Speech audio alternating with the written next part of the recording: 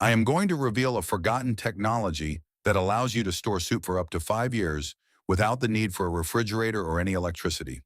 This recipe is over 1,000 years old and serves as a literal survival goldmine for anyone looking to secure their food supply. However, you must be extremely careful as one critical mistake in the process can turn this shelf-stable food into a deadly poison.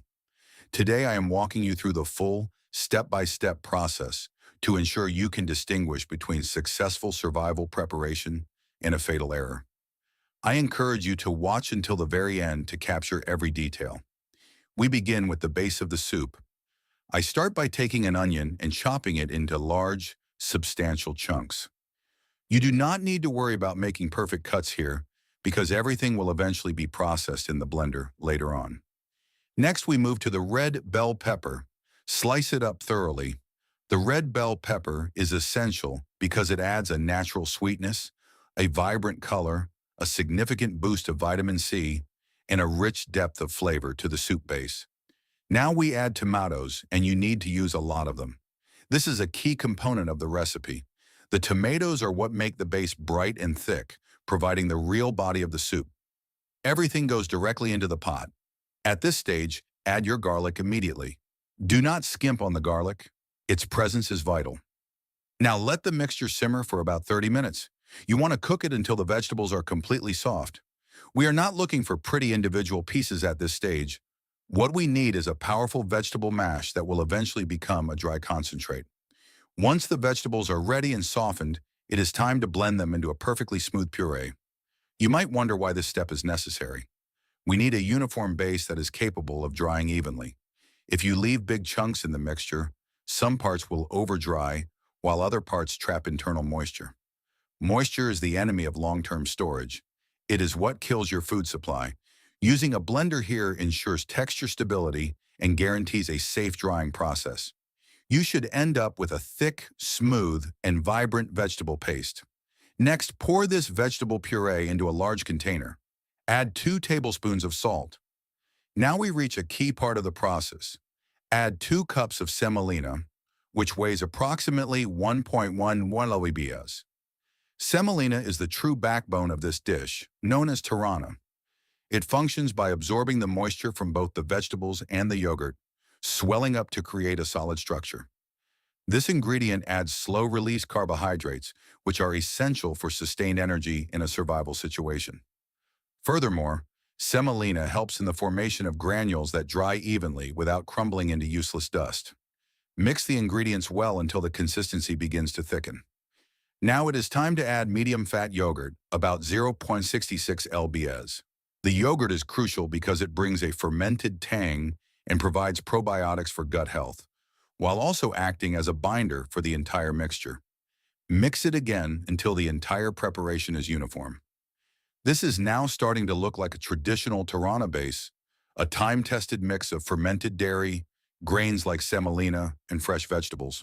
Allow this mixture to rest for 30 to 50 minutes.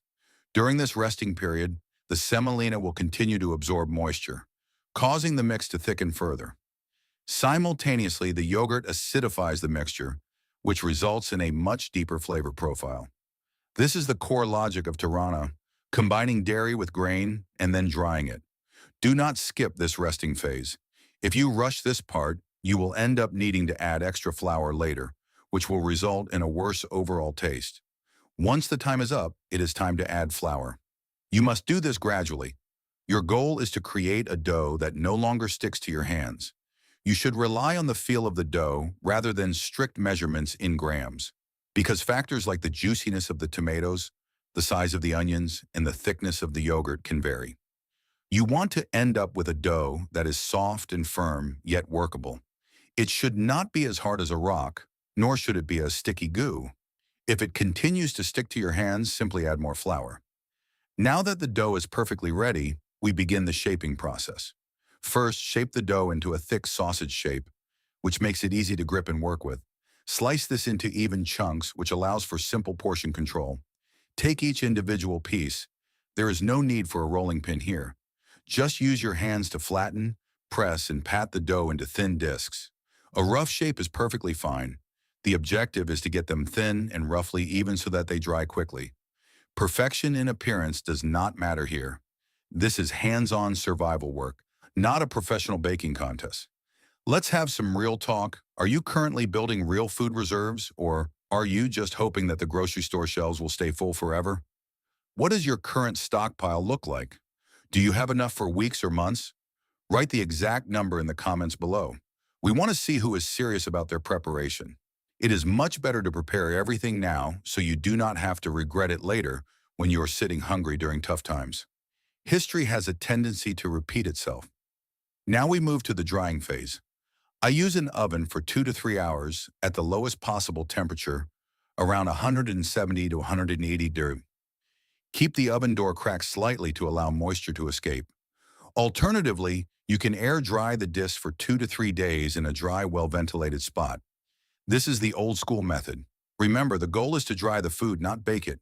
We want maximum moisture loss because any residual moisture will significantly shorten the shelf life. Once they are done, pull them out and check the texture. They should be perfectly brittle and bone dry. They should snap clean with a satisfying crunch. This indicates that we have absolutely nailed the drying process and there is no moisture left anywhere. Now break the discs into rough, small pieces and put them into the blender. This is super important. We want granules, not a fine flour. Granules are better because they resist clumping during storage and stay pourable for a longer period. They also rehydrate evenly, providing a real soup mouthfeel instead of turning into a watery paste. This type of dry soup is literally considered the world's oldest instant fast food, with a history dating back over 1,000 years. Nomadic tribes and ancient empires relied heavily on it because these granules pack an incredible punch of protein, vitamins, and probiotics that are locked in during the drying phase. Just one small scoop contains enough fermented nutrition to sustain a person through brutal winters or long marches when no other food was available. It is primitive MRE technology that still works flawlessly in the modern day. If you do not have a blender, do not worry. You can use a box grater or even smash and crush the pieces by hand inside a bag. It takes a bit longer, but it gets the job done just fine. If you have made it this far in the video, drop your country flag in the comments. We want to see where everyone is watching from and build a global prepper map. Now for the storage, which is a critical step. You need jars that are bone dry. Fill them up with your granules. Do not skip this next part. Wipe the rims of the jars completely clean using a little bit of vinegar. The vinegar is essential because it kills any lingering bacteria or mold spores on the glass, which guarantees a perfectly safe, airtight seal. If the granules are fully dried and kept in a cool, dark and dry spot, this stash will last for a very long time. It isn't magic. It is simply the result of zero moisture. This recipe comes from my survival cookbook, which features over 100 recipes for long-lasting meals that do not require a refrigerator or electricity. You won't find recipes like these on YouTube. You can click the link in the description to get the book and start building a reliable food supply for your future today. Now, I am going to show you 2 completely different ways to prepare this soup.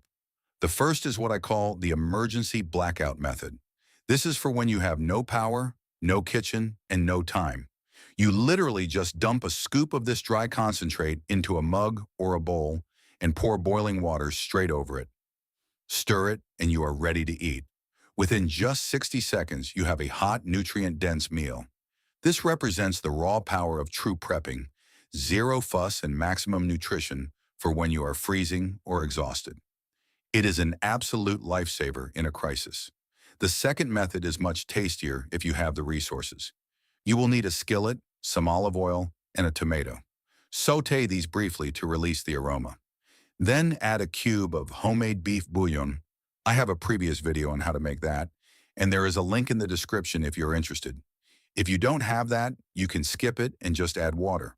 Pour in your soup mix and let it simmer over low heat for 5 to 7 minutes until the granules dissolve into a thick broth.